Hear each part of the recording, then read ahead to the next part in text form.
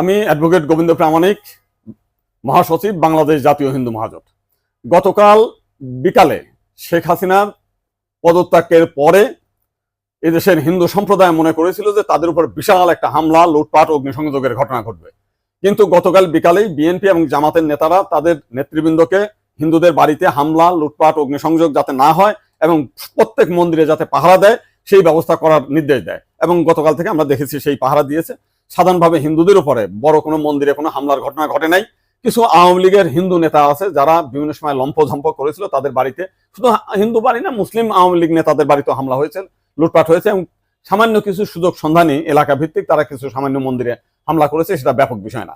কিন্তু আমরা দেখলাম যে ভারতের রিপাবলিক এইটাকে নিয়ে ব্যাপকভাবে রিউমার ছড়াচ্ছে, নানান কিছু মিলে উদ্ভট কথাবার্তা বলছে।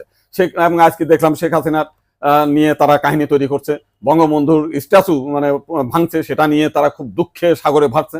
আমার এক সাংবাদিক ফোন দিয়েছিলাম, তাদের বলেছি যে আপনারা যদি শেখ হাসিনার জন্য যদি এত কান্না আপনাদের মধ্যে আসে, তো শেখ হাসিনা ভারতে গিয়েছে, আপনারা ভারতের প্রধানমন্ত্রী নরেন্দ্র মোদীকে সরিয়ে শেখ হাসিনাকে আপনারা প্রধানমন্ত্রী হিসেবে ঘোষণা করেন, সে ভারতও রক্ষা করতে পারবে, আপনার সেভেন সিস্টারও রক্ষা করতে পারবে। আপনারা তো প্রতিদিন বলতেছেন যে শেখ হাসিনা না থাকলে ভারতে সেভেন সিস্টার থাকবে না। তো এইবার আপনাদের একটা বিশাল সুযোগ আছে, আপনারা শেখ হাসিনাকে ভারতের প্রধানমন্ত্রী করেন।